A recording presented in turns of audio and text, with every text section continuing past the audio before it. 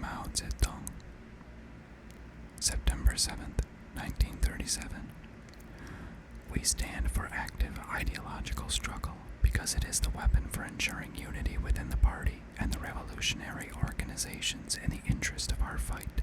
Every communist and revolutionary should take up this weapon, but liberalism rejects ideological struggle and stands for unprincipled peace, thus giving rise to a decadent, Philistine attitude and bringing about political degeneration in certain units and individuals in the party and the revolutionary organizations.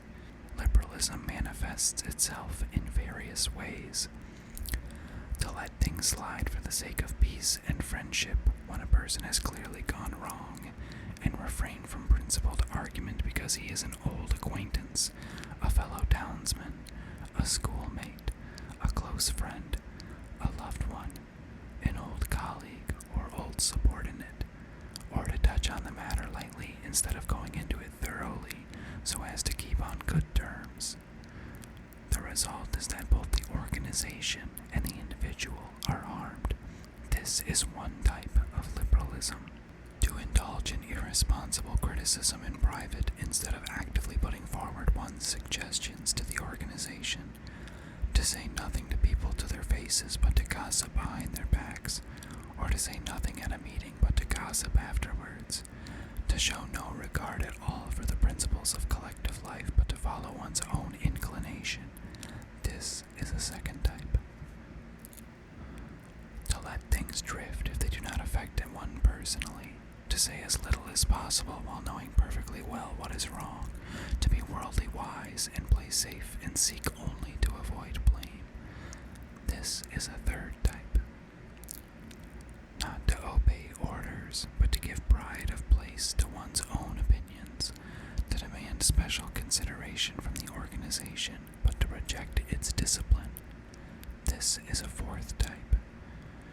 To indulge in personal attacks, pick quarrels, vent personal spite, or seek revenge instead of entering into an argument and struggling against incorrect views for the sake of unity or progress or getting the work done properly. This is a fifth type. To hear incorrect views without rebutting them, and even to hear counter-revolutionary remarks without reporting them, but instead to take them calmly as if nothing had happened. This is a sixth type. To be among the masses and fail to conduct propaganda and agitation or speak at meetings or conduct investigations and inquiries among them, and instead to be indifferent to them and show no concern for their well-being, forgetting that one is a communist and behaving as if one were an ordinary non-communist. This is a seventh type. To see someone harming the interests of the masses and yet not feel indignant or dissuade or stop him or reason with him, but to allow him to continue. This is an eighth type. To work half-heartedly without a definite plan or direction. To work perfunctorily and muddle along, quote, so long as one remains a monk, one goes on tolling the bell. This is a ninth type. To regard oneself as having rendered great service to the revolution, to pride oneself on being a veteran, to disdain minor assignments while being quite unequal to major tasks, to be shipshod in work and slack in study. This is a 10th type. To be aware of one's own mistakes and yet make no attempt to correct them, taking a liberal attitude towards oneself. This is an 11th type. We could name more, but these 11 are the principal types. They are all manifestations of liberalism.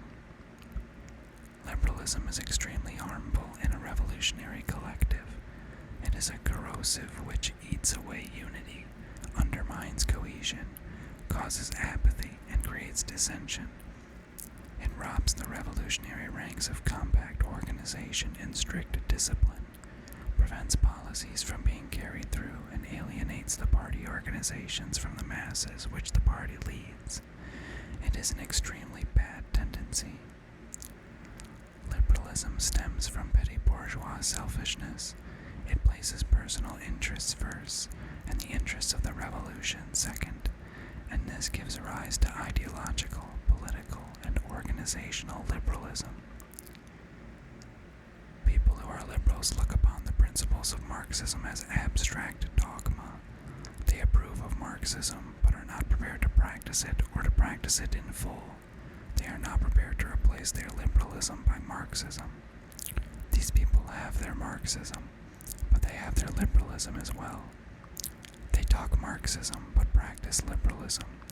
They apply Marxism to others, but liberalism to themselves. They keep both kinds of goods in stock to find a use for each. This is how the minds of certain people work. Liberalism is a manifestation of opportunism and conflicts fundamentally with Marxism. It is negative and objectively has the effect of helping the enemy. That is why the enemy welcomes its preservation in our midst. Such being its nature, there should be no place for it in the ranks of the revolution. We must use Marxism, which is positive in spirit, to overcome liberalism, which is negative. A communist should have largeness of mind, and he should be staunch and active, looking upon the interests of the revolution as his very life and subordinating his personal interests to those of the revolution. Always and everywhere he should adhere to the principles and wage a tireless struggle against all incorrect ideas and actions, so as to consolidate the collective life of the party and strengthen the ties between the party and the masses. He should be more concerned about the party and the masses than about any private person, and more concerned about others than about himself.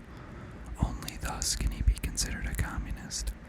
All loyal, honest, active, and upright communists must unite to oppose the liberal tendencies shown by certain people among us and set them on the right path. This is one of the tasks